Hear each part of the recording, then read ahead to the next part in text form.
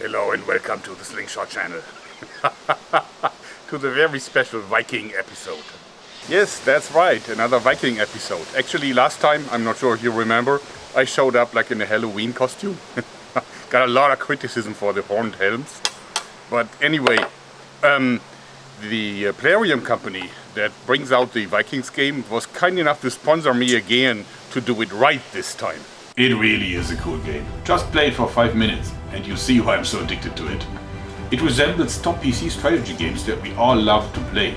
But now it's on mobile and you can play it in any 5-minute break. You got really big battles between the Western and Eastern coalitions. And you can have so many success stories and beat your enemy so many times. It really is an excitement. And actually, I think they have a new massive battle coming this month. And you are needed. Okay, yes, come and join me in the game. My name is Jörg Sprave, what else? And also, by downloading it, you're supporting my channel. So just use the link down below and you will get 200 gold for a very good start. Now I realize some of you think that I have too many ads, too many sponsorships on my channel, but my income from Google broke down to about a third of what it used to be, and therefore in order to keep the show going, I'm not complaining, I'm just finding my own advertisers.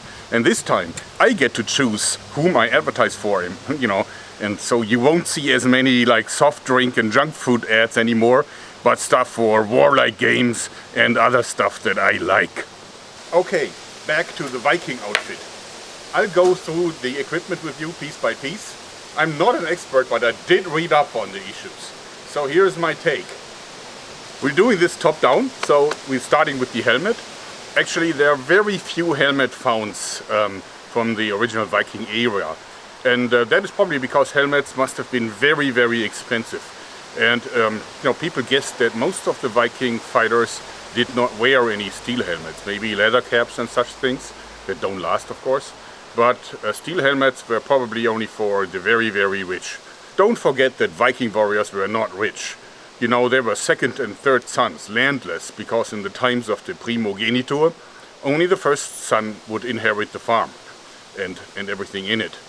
So they went out on the Vikings and in order to get some prey and make a decent life. But actually helmets like this have been found on a few places, like a total of 5 places.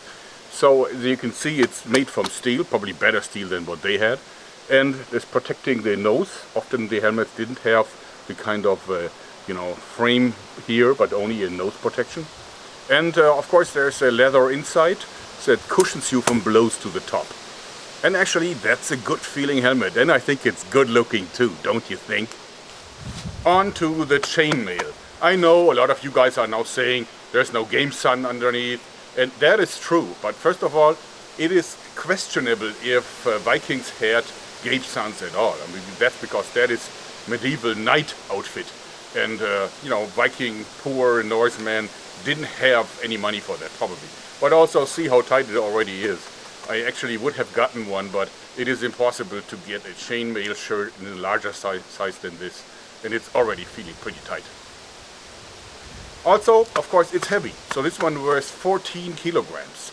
But you know what? I was a little bit afraid of that, but once you got it on, it actually feels good. I actually think that it could be a little heavier. Now, since the budget that I gotten from Plarium was very generous, but not limitless, I had to get a shirt that is unriveted, but also because all the riveted models didn't come in my size, which is like a 3XL. So I went for this one just to get a feeling for the weight. And I still have this piece of riveted chainmail that someone sent me, and that of course is only like a sleeve. But you can see the difference. You can see that this definitely will last, and we're going to use this one for further tests, of course. And this is for show only, but I love it. I should probably wear it every day to gain some strength. The shield. Actually, the shield was an essential part of Viking equipment. Many of them had 2 or 3, and it was something that was mandatory. So every Viking fighter needed to have at least a shield and a sword, or an axe, and maybe also a spear. It was mandatory for these guys to own one. So even a farmer was kind of forced to own a basic set of weapons and usually always take these weapons with him. That's an approach about gun law that I like. The shield is made from hardwood, but of course, as you see, it's heavily reinforced with steel. The steel is probably more shiny than the original steel types that were more like pieces of blacksmith work. But basically the functionality is there. You know, you can shield behind it, you can use the sword, and that is why the sword were only always one-handers. And we get to that next. So as a sword, I gotten the cold steel Viking sword. I know that the cold steel Viking sword is kind of debated because they say it's not like the original design. Well, I did some research, and first of all, it seems to be that there is no original design. Seems like every blacksmith, you know, made a sword a little bit different than the next one. So other remainings greatly differ, but they have a few unique features. And first of all, of course, you can see that this is one-handed. So these are one-handed swords. And they are saying that the cold steel one has a handle that is too long, but in my hand, it seems like it fits. It seems like it was made for me. So for me, that's an okay handle. The handle of the sword, of the cold steel sword, is a little bit edgy, and you would want a few windings with something soft. But you know, when you have gloved hands, it doesn't matter. The true reason why I bought the cold steel sword is because on a cold steel you can always rely on the quality of the blade. It's the steel that counts on the sword. At least it is to me. And also look at the edge.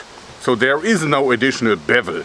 I mean, the bevel of the blade starts here, right here, and it goes all the way down. So the cross section shows you that this is a super sharp sword.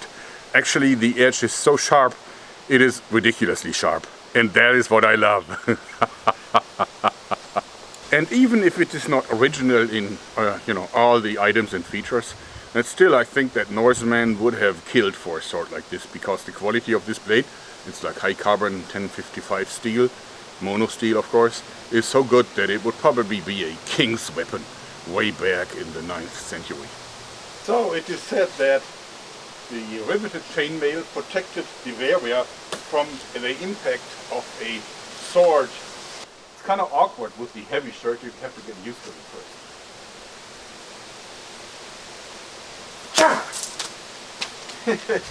I caught the chainmail.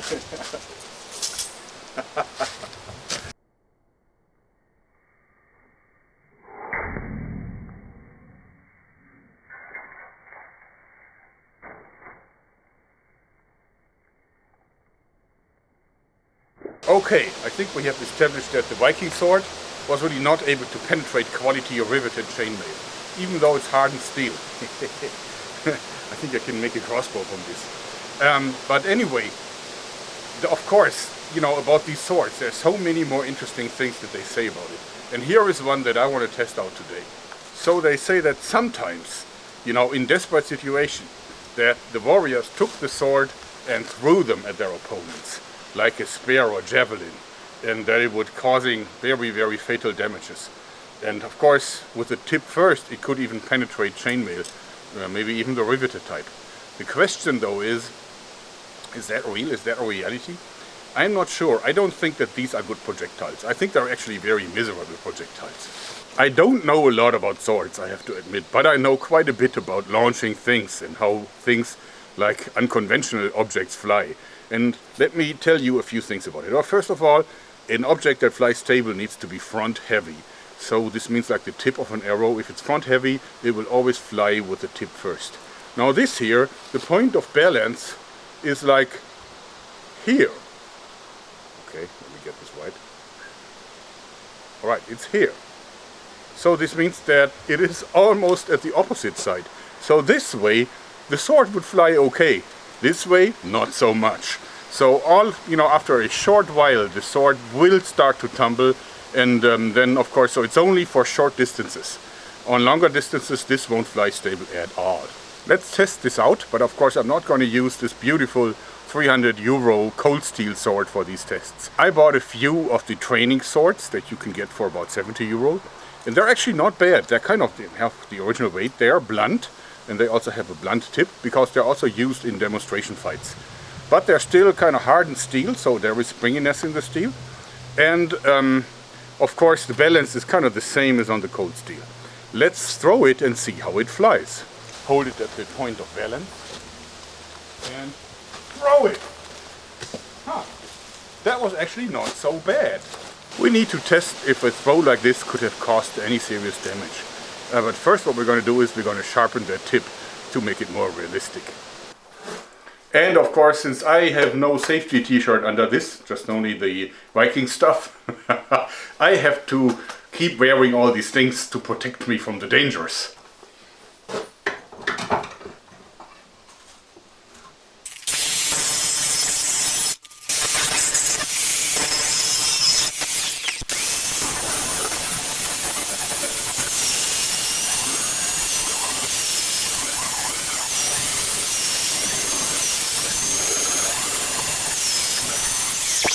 Not perfect, but good enough. Okay, we're giving this a try against the archery mat. And... Whoa! Ha! It actually sticks in the archery mat. Not very deep, but it is in there.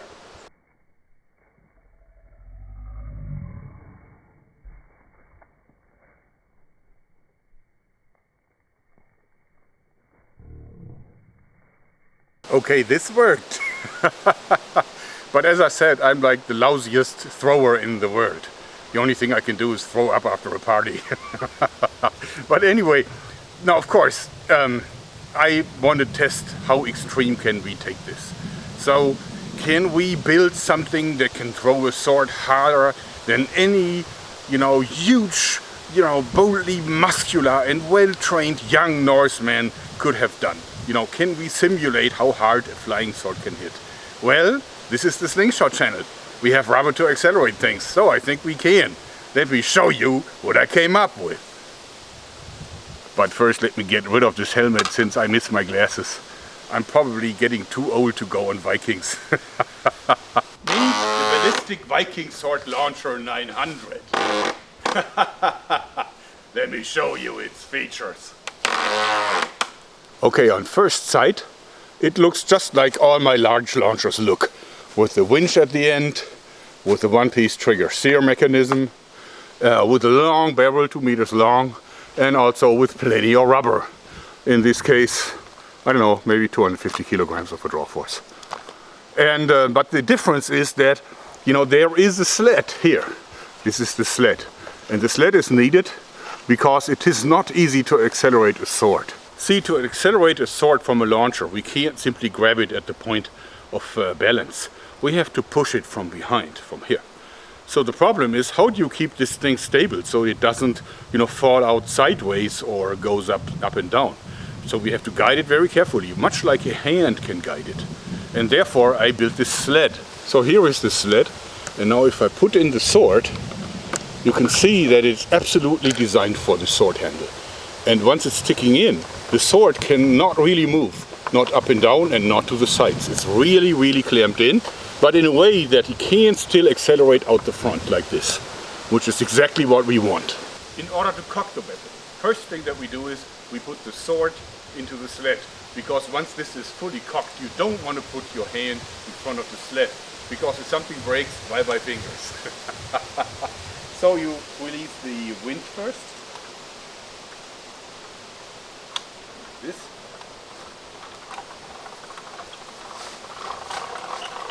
Move trigger steer system all the way to the front. So, put in string, and then you start winding.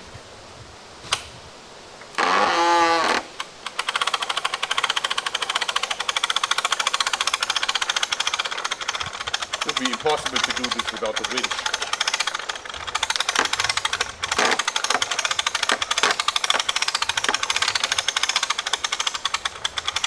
Kind of cool to see the sword coming closer and closer.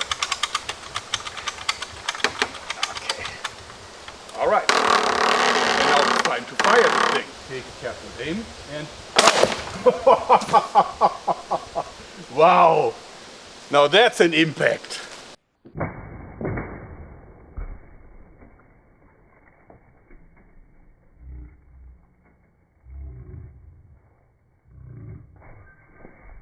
Okay, admittedly, this was a lot harder than I think you could do it with hands.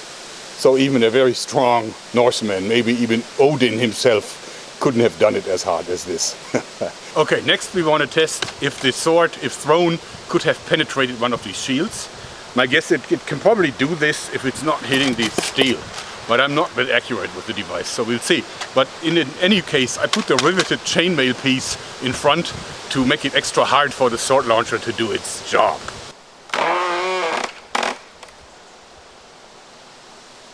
And it worked, it penetrated it. Unbelievable.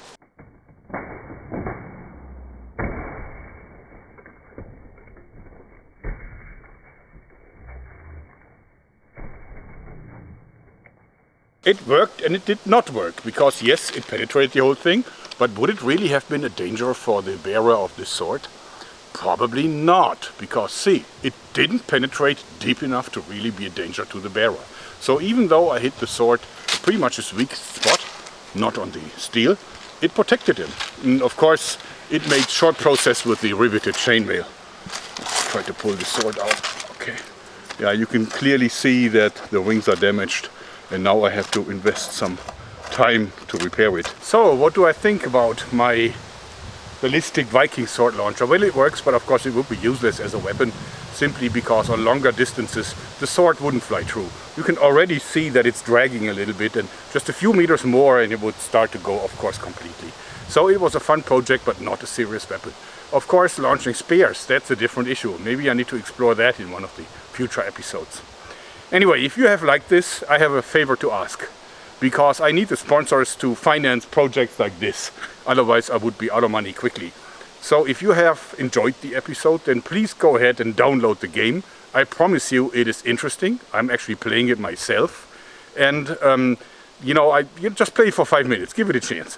Because that is how my sponsor values my input. And if that has no value, then there would be no future financing.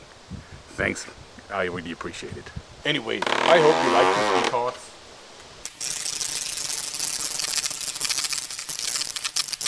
that's it for today.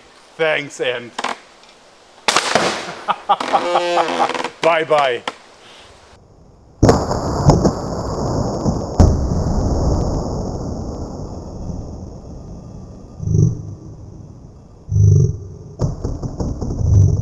Wow, not bad.